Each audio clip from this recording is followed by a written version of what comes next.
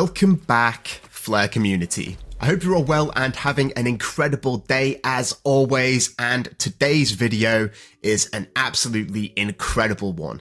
If you didn't know, Hugo is currently speaking at Apex 2025 and he dropped a huge announcement. We're going to be listening in to a short conversation with the CoinDesk team, and towards the end of the video you're going to hear this bombshell which he just dropped, which will bring an absolute tidal wave of total value locked TVL onto the Flare network. As I mentioned, Hugo is currently in Singapore. This event, Apex, is very much targeted towards those in the XRP community, and specifically more those of a technical background. Hugo is introducing, in his initial speak, as you can see here, XRP Staking powered by Flare and trusted execution environments. He's introducing Firelight, which will be this XRP staking platform. Now, before we jump into the bombshell at the end, let's listen into a small interview with the CoinDesk team, with Hugo talking about the fundamentals of the Flare network, XRP staking, and much more. Hello and welcome back to CoinDesk Live. We are in Singapore where Apex 2025 is underway. This is the largest annual summit for the XRPL community. Our next guest will be on stage later talking all about XRP staking powered by Flare and TEEs. Flare co-founder and CEO Hugo Filion joins us. Hello. Hi, nice to meet you. Nice to meet you too. Now, you're here at Apex 2025. You are going to be talking on stage later. Talk to me a little bit, give me a preview about what you hope to convey to the audience here. Absolutely. So we're covering, the background of Flare is that it's a layer 1 blockchain which has fundamentally baked in data protocols into the chain. So this allows effectively the chain itself to get data from prices to Web 2 data to Web 3 data. This means you can build applications on the chain that are quite unique relative to other layer 1s. We've built essentially the easiest and most robust way to bring data from external systems onto the chain. We're using that to increase the capabilities of the XRP asset and for people to be able to use that XRP asset to get yield through a restaking and staking service. Talk to me about bringing data, off-chain data, on-chain. What are some of the pain points that you're solving? What are some of the challenges that this helps solve for folks that are building and then also Absolutely. the folks who are using the product? Fundamentally, you have two major challenges. First is safety. So safety is essentially, blockchains are not data, on the whole, not data native. Flare is. And how you secure the data coming onto the chain is quite important because a bad piece of data or a bad data print can affect downstream value through applications very, very strongly. So you have to have, as safe and as decentralized a system as possible, in our view. And that's what we've built Flare for. And then the second is ease of use. If you go to an Oracle and you try to get a piece of data, it can be very, very hard to acquire that data and to get a set of validators or nodes that will give you that data. On Flare, especially for Web 2 data, we've built a very generic system to be able to effectively get data from pretty much any open API that you wish to use. So safety and effectively usability for developers, and that's critical. Those are very strong pain points. I got to ask you about AI because everyone loves to talk about AI now. I think when we talk about data, there is a real AI play here. How are you thinking about integrating AI into what you're doing, and does that help you kind of solve those problems faster and make this data a little bit more transparent? So I think there's a large nexus between the data that we can provide and machine learning AI. It remains to be seen how people want to develop that out in crypto, in blockchain. A lot of the AI projects we've been seeing are, maybe first gen and need a lot of improvement. The way we think about AI, we're a blockchain that provides data, but blockchains really suck at compute. They don't have large amounts of compute power, and so we're building an off-chain verified compute layer that complements the blockchain, gives you a large amount of guarantees over the code that is running in that layer. And that's where I think there'll be a real expression of AI together with Flare's data. Now, let's talk a little bit about XRP staking. I know that you are going to be discussing that on stage a little bit later. Talk to us more about this partnership and what this means for folks who are holding XRP.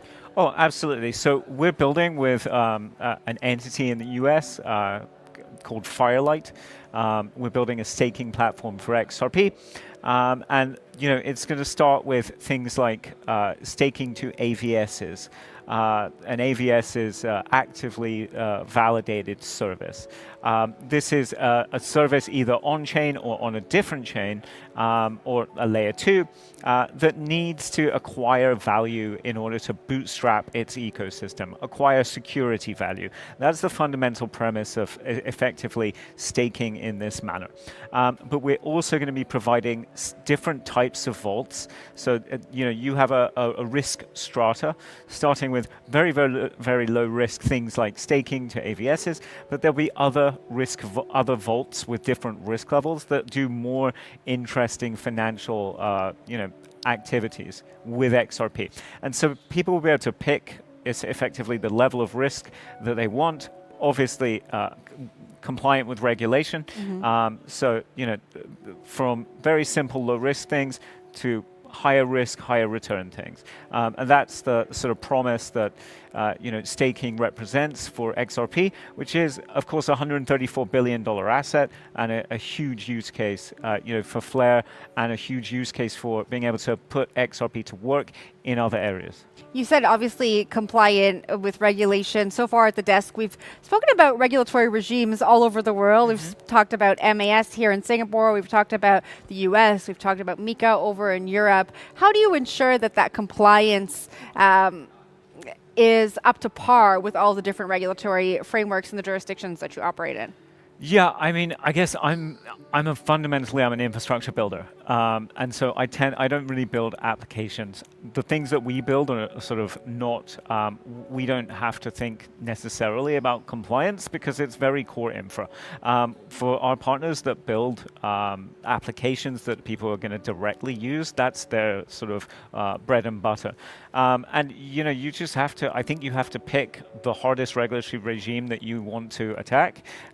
And be compliant in that area, and then hopefully that gives you compliance across the spectrum.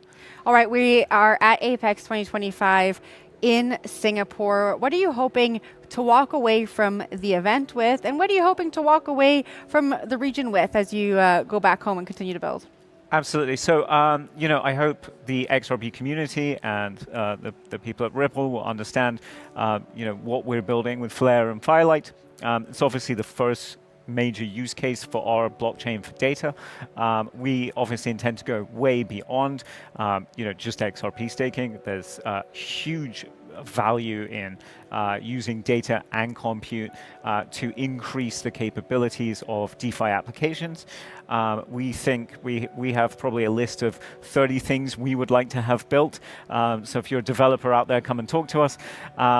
That utilize the very unique nature of Flare's stack, from AI to way more interesting financial primitives than currently exist. So that's sort of where we are. So I'm hoping that the audience here will understand how they're going to be able to use their XRP to get yield and then participate downstream in the DeFi ecosystem with a liquid stake token. This then allows them to effectively retain their position in XRP, but also get some financial performance out of it other than just the beta to the market.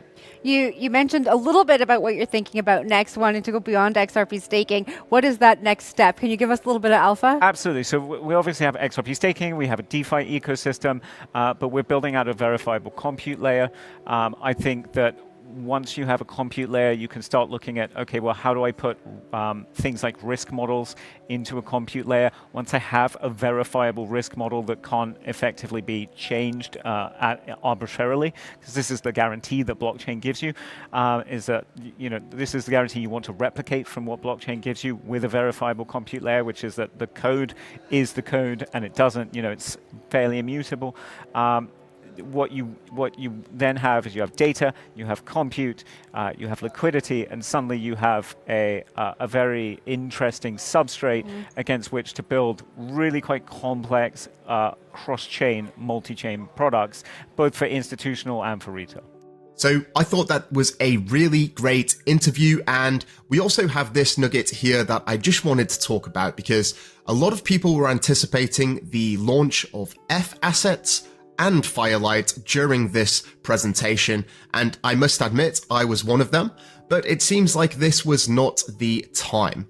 Last week, Hugo did mention that the ambition was to launch F assets in conjunction with Firelight for a big bang, almost like a double-decker bus. And it seems like this moment was not chosen, but that doesn't mean we are not close. The F asset smart contracts are currently being audited with an additional layer of inspection through ImmuneFi's audit competition, which has just reached the evaluation phase earlier this week, just a couple of days ago. Now, with that in mind, the introduction of Firelight to the XRP family will have certainly aroused interest in Fleur. Foundations have been set for an explosion of TVL shortly after the launch.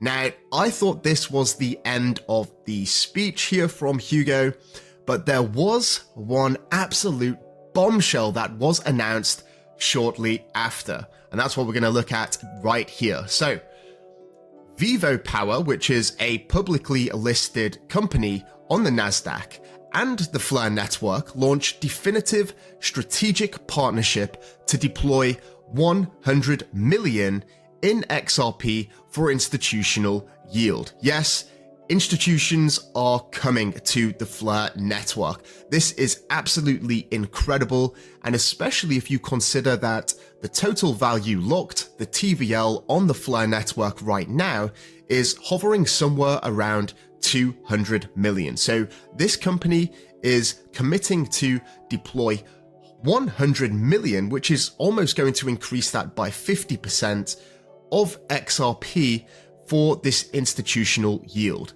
This is absolutely massive, and this comes straight off the back of the news from Uphold, who are exploring ways to unlock yield on XRP, including testing XRP staking through Fleur Network's F assets. So some of you may have seen a video that I did previously talking about the first domino has fallen. This was Uphold, and the second one here is Vivo Power. Institutions are interested in unlocking yields for their XRP, and this is just the start. I'm actually going to be making a dedicated video on Vivo Power and this partnership in just a short moment, so please feel free to like and subscribe for that. And with that said, that is the video. I do appreciate you all watching. If you enjoyed it, please feel free to give it a like. Thank you all so much for watching, and until next time, I'm out. Mission Control, we have liftoff.